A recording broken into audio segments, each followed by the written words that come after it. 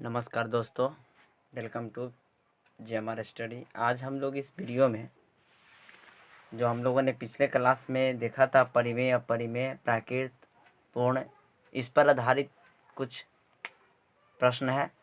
चलिए शुरू करते हैं। हमारा फर्स्ट प्रश्न है, प्रत्येक पूर्णांक एक परिमेय संख्या भी होती है।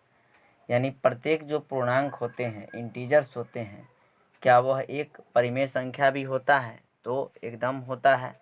जितने भी प्रत्येक पूर्णांक, चूँकि पूर्णांक का मतलब है धनात्मक, ऋणात्मक, परिमेय, अपरिमेय, माने परिमेय, चूँकि पूर्णांक के अंतर्गत, इंटीजर्स के अंतर्गत धनात्मक संख्या, ऋणात्मक संख्या और जीरो को अगर शामिल कर दे तो वो क्या हो जाता है? पूर्णांक संख्या। तो धनात्मक का मतलब पॉजिटिव नंबर जितने भी है वो सब के सब क्या है? वह एक परिमेय संख्या होगा। और ऋणात्मक संख्या भी होंगी और साथ ही साथ जो है जीरो भी एक परिमेय संख्या है। तो प्रत्येक पूर्णांक एक परिमेय संख्या भी होती है। यह बात क्या है?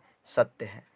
नेक्स्ट है आपका प्रश्न, पॉइंट में देखें तो वह है, प्रत्येक भिन्न एक परिमेय संख्या है। तो प्रत्येक भिन्न भी एक परिमेय संख्या होती है। भिन्न का मतलब जो बट्टा में होता है, जैसे 5 बट्टा अगर हम 7 ले लें या 11 बट्टा 15 ले लें, ये सब क्या है? परिमेय संख्या होगी। तो ये भी सत्य है। थर्ड नंबर है, प्रत्येक प्राकृत संख्या एक पूर्ण संख्या होती है। तो होती है। प्रत्येक प्राकृत संख्या जो है, जो नेचुरल नंबर गिनती की संख्या है, वह एक पूर्ण संख्या भी है। जितने भी प्राकृत संख्या वो सब के सब पूर्ण संख्या होगा, ये बात सही है। लेकिन प्रत्येक पूर्ण संख्या प्राकृत संख्या नहीं है। क्यों? क्योंकि जीरो एक पूर्ण संख्या है और जीरो एक प्राकृत संख्या नहीं है। तो प्रत्येक प्राकृत संख्या एक पूर्ण संख्या होती है, लेकिन प्रत्येक पूर्ण संख्या एक प्राकृत संख्या नहीं होती। इस बात को याद रखिएगा। लेकिन हमसे पूछा गया प्रत्येक प्राकृत संख्या एक पूर्ण संख्या होती है, तो एकदम होती है, सत्य हो जाएगा। 4 नंबर है, 4 नंबर में कहता है कि प्रत्येक पूर्णांक एक पूर्ण संख्या होती है।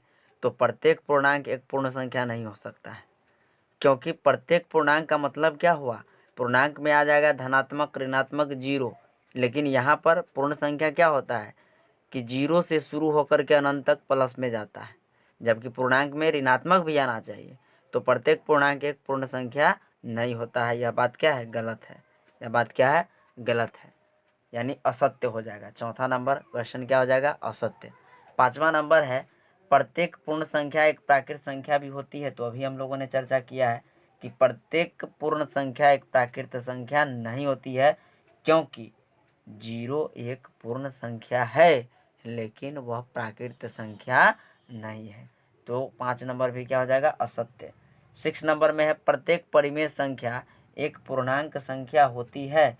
तो ये भी बात गलत है, क्योंकि प्रत्येक परिमेय संख्या एक पूर्णांक संख्या नहीं हो सकती। जैसे मान लीजिए कि -3/5 एक क्या है? परिमेय संख्या तो है, लेकिन यह एक पूर्णांक संख्या नहीं है। इसलिए प्रत्येक परिमेय संख्या एक पूर्णांक संख्या नहीं हो सकती। यह बात गलत है। तो इन प्रश्नों को देखा हम लोगों ने। अब NCERT के सॉल्यूशन को लेकर के हम लोग अगले वीडियो में आएंगे। अगर आपने GMR स्टडी यूट्यूब चैनल को लाइक, सब्सक्राइब और शेयर नहीं किया है तो प्लीज़ शेयर ज़रूर करें। Thank you. नमस्कार दोस्तों, welcome to GMR study YouTube channel. आज हम लोग क्लास 9th के NCERT के सॉल्यूशन को मैथ का देखेंगे। तो इसके अंतर्गत संख्या पद्धति के तहत हमारा प्रश्नावली 1.1 है और इसका फर्स्ट नंबर क्वेश्चन है। हमसे पूछा जा रहा है कि क्या शून्य एक परिमेय संख्या है? क्या आप इसे P/Q के रूप में लिख सकते हैं?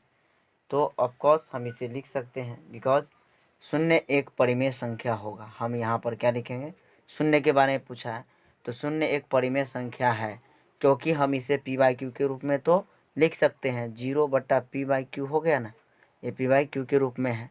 जहाँ पर हम क्या जानते हैं कि वैसी संख्या जिसे P/Q के रूप में लिख सकते हैं जहाँ Q is not equal to, जहाँ पर Q is not equal to जो है 0 होना चाहिए, तो यह क्या होगा?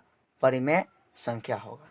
यहाँ Q भी 0 नहीं है, अतः यह एक परिमेय संख्या है। शून्य क्या है? एक परिमेय संख्या है। लिखेंगे चूँकि शून्य एक परिमेय संख्या है ना, है, क्योंकि इसे